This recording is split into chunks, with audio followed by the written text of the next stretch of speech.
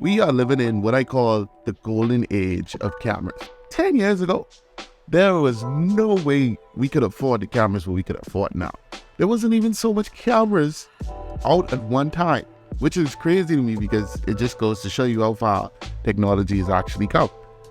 Cameras that usually cost anywhere from $10,000, $20,000 and up, now can cost anywhere from $5,000 to $1,500. And you're getting the same high-end quality settings and specs, and it's crazy. So today, we're going to compare two of my cameras, the Canon C70 and the Sony FX30.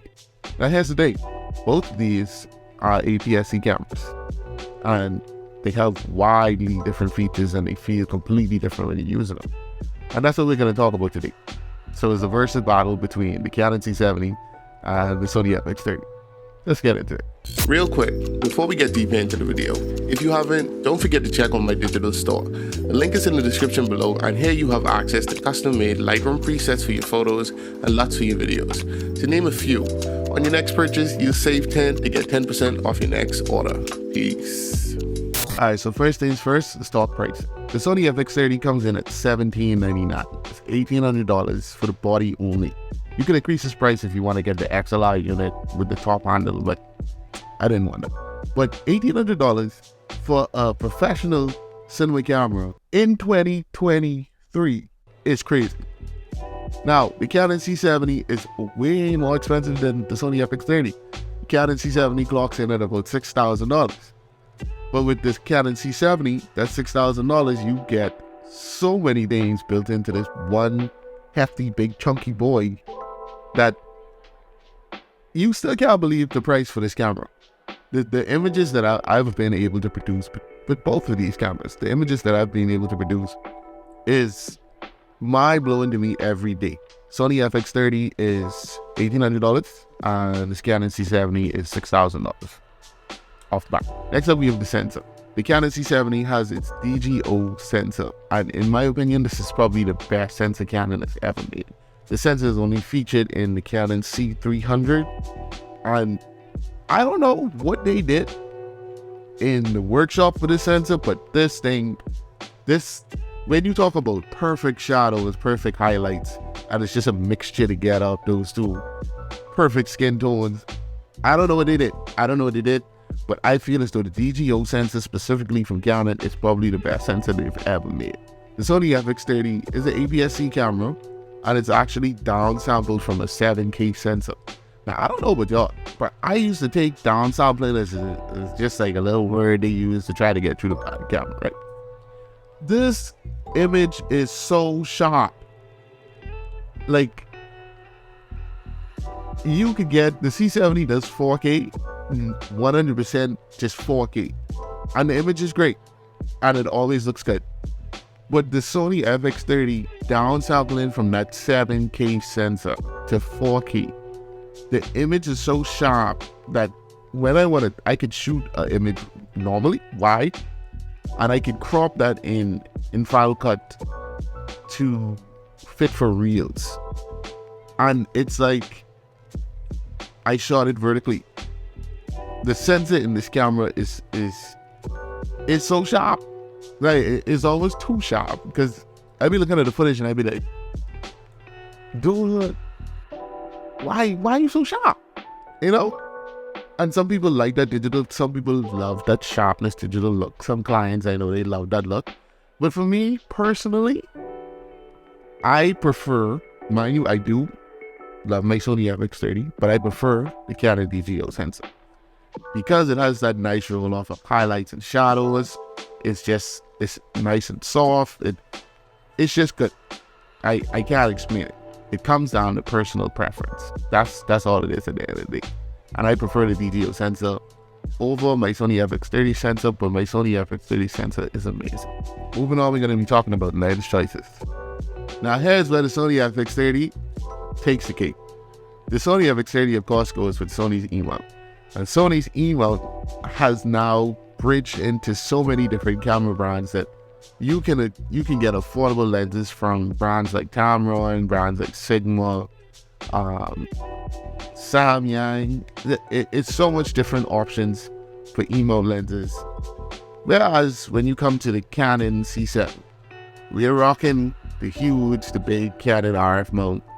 And a RF mount glass is kind of, you're gonna have to cut off a body part. I just couldn't be frank. And then on top of that, they don't have many Super 35 options for Canon RF glass. So I'm compelled to use the EF to RF adapter, and I always throw my Sigma 18 and 35 on there, and that always gets the job done.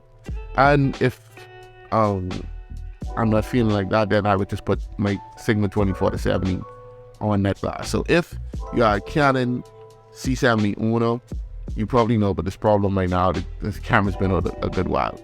But do not get rid of your EF glass, because the EF glass is still going to work just as good as the RF glass. You just might get way better autofocus on the RF glass versus the EF glass, but your image is not going to be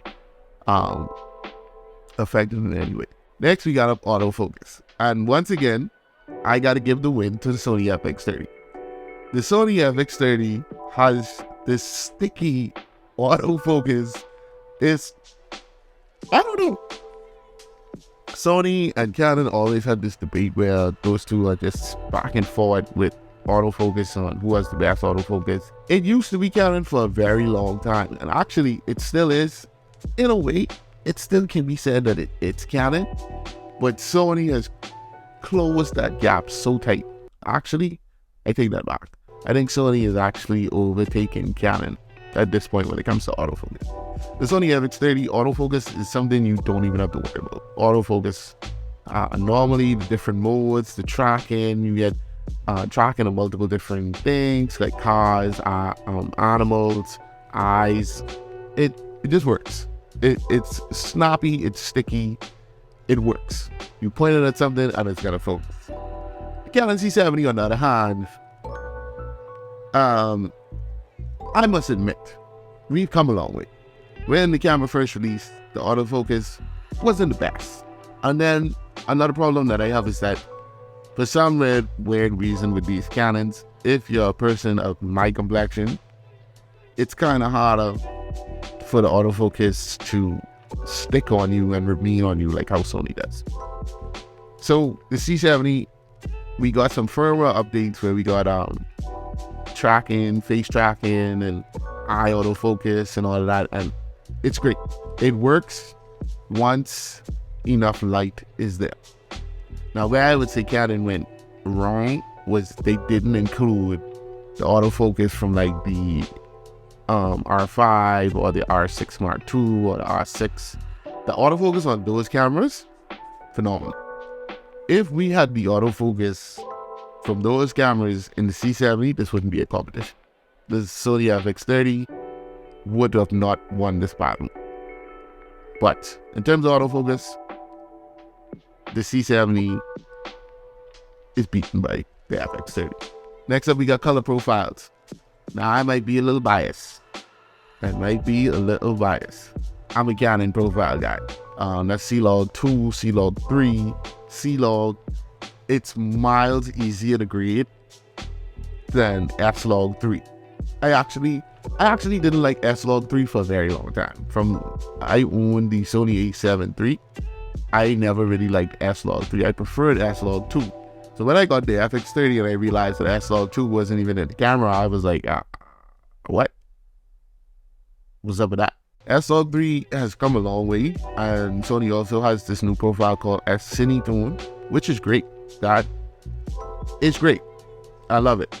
But C-Log 2, C-Log 3, the wide dynamic range for Canon with the C70, straight out the camera, it's a given. I gotta get it to the one the Canon. Next up, we have battery life. Now, this is without attachments, because I made a video for the Sony FX30 talking about how you could supercharge your battery life on that. You could actually watch that up above. But battery life straight out, the Canon C70 takes this one because it runs with the Canon BP830s and 60s and 90s.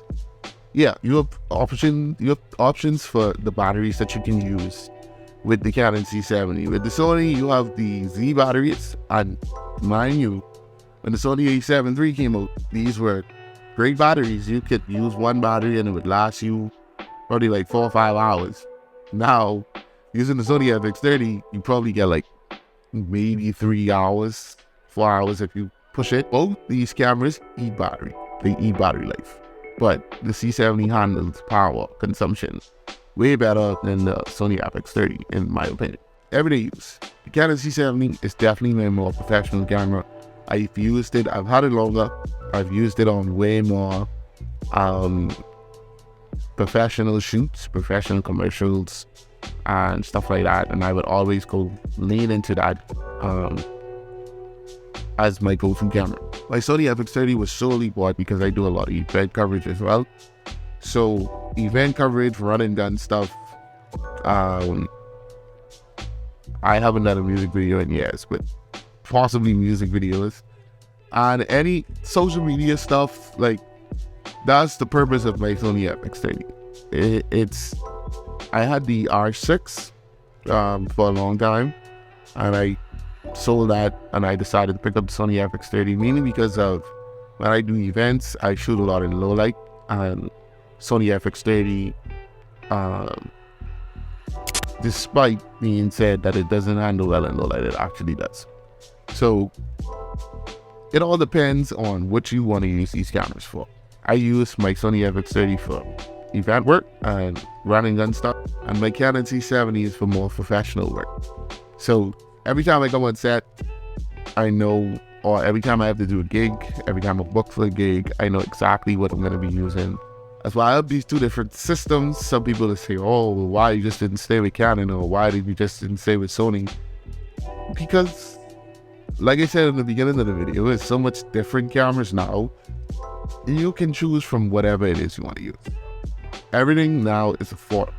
That's the great thing about it. So if you like this video, don't forget to subscribe, hit the like button below, because it's going to help the algorithm and help this channel up. And I'll see you in the next video.